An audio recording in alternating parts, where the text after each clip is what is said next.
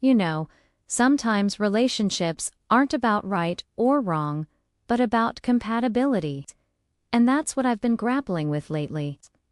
I'm 39, and I've been dating this really wonderful man for about a year. He's 41. Thoughtful. Caring. He checks so many of the boxes you'd hope for in a partner. The kind of guy who remembers your coffee order and sends you articles he thinks you'd like. The kind who truly listens when you talk. But, like all things in life, there's a twist. See, my boyfriend lives extremely frugally.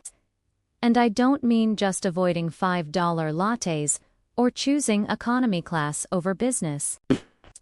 This man has designed his entire lifestyle around one very expensive passion. Sailing, yes, sailing. Before we even met, he bought a boat, something he absolutely loves. It's his pride and joy, his peace, his escape. But with it comes a huge monthly cost. Financing, fuel, maintenance, insurance, marina fees, CSLE, over $3,000 a month. He covers it all himself, never asked me for a cent. But it's this thing looming in the background of our relationship. At first, I didn't mind. We both split our day-to-day expenses pretty evenly.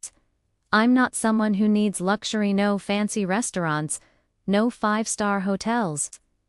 I'm perfectly happy with road trips, small local cafes, and the occasional splurge. But over time, I started to notice the trade-offs. Not the financial once he handles his own bills, but the lifestyle compromises. We don't live together yet, and part of the reason is that his condo is tiny, like barely, space for one person tiny.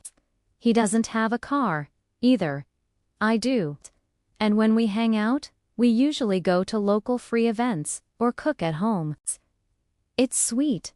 It's intentional. But it's also limiting. If we were to move in together, wouldn't he want to upgrade to a larger place?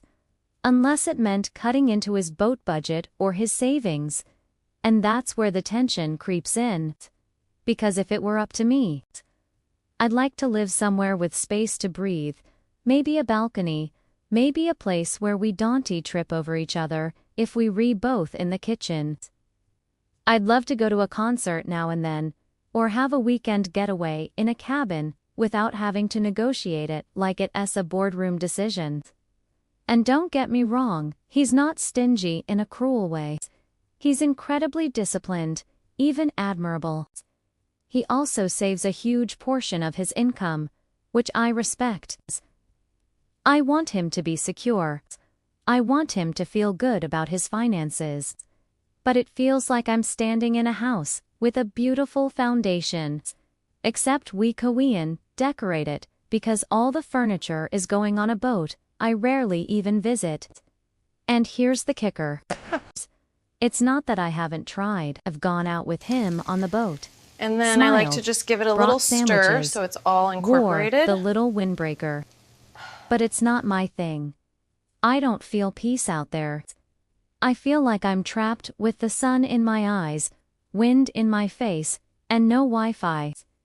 Meanwhile, he's at his happiest steering the boat, like he's in a movie montage. The wind is dramatic, the waves are singing to him. So where does that leave me? I've asked myself. If I should just pay for the things I want to do. Like if I want to go to a spa or a theater show, maybe I just foot the bill. But that doesn't feel right. Especially since he actually earns more than I do. And I worry about setting a pattern. What if, over time, I become the one financially carrying all the little luxuries because he's allocating so much of his money elsewhere? That imbalance, it's not just about the money. It's about how it makes you feel. Like your wants are less valid. Like you high maintenance for wanting to have a little joy outside of grocery store date nights and boat cleaning Saturdays. I've also thought about what compromise would even look like. Ask him to sell the boat. That feels wrong.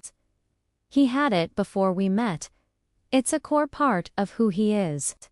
It brings him happiness, and frankly, I don't want to be that person who comes in and starts rearranging someone else's joy. Ask him to save less. That feels irresponsible. Like I am suggesting he gamble with his future, just so we can eat out more often or live in a nicer space. So, I keep circling this impossible triangle. His boat, our budget, my desire for a more comfortable life together. And I feel stuck. Because, the truth is I love this man. He's a great partner in so many ways. We laugh. We talk about books, and life, and politics. He remembers my mom's birthday. He walks me to my car when it's late. But I can't shake this feeling that we're on two parallel tracks, each moving forward, but never quite merging. I know relationships take compromise, and he is willing to bend in little ways. But I can't even figure out what to ask for that wouldn't change who he is, or who I am. I don't want to resent him for sticking to a life that makes him happy, and I don't want to keep shrinking my desires just to keep the peace.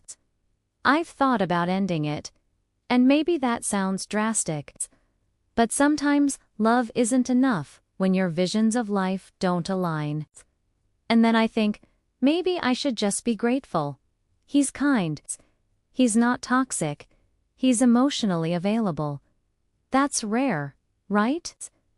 But should I settle for a relationship where I feel like I'm living small? Just because I'm scared, I won't find someone else who treats me well. I don't have the answer yet. I'm still sitting with the questions. Still hoping a path will reveal itself. But for now, I'm just here trying to balance what I need with who I love. And wondering if there's enough room for both of us. Dots on dry land.